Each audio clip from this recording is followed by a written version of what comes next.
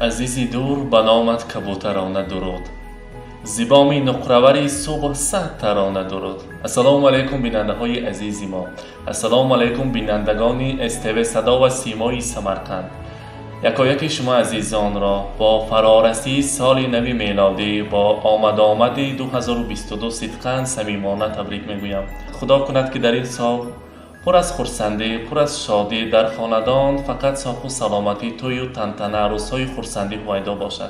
در این جهان که هر آن چیزی که هست گذر داره است، بهوده نفرمودند که ما هیچ، زمانه هیچ، دنیا همه هیچ.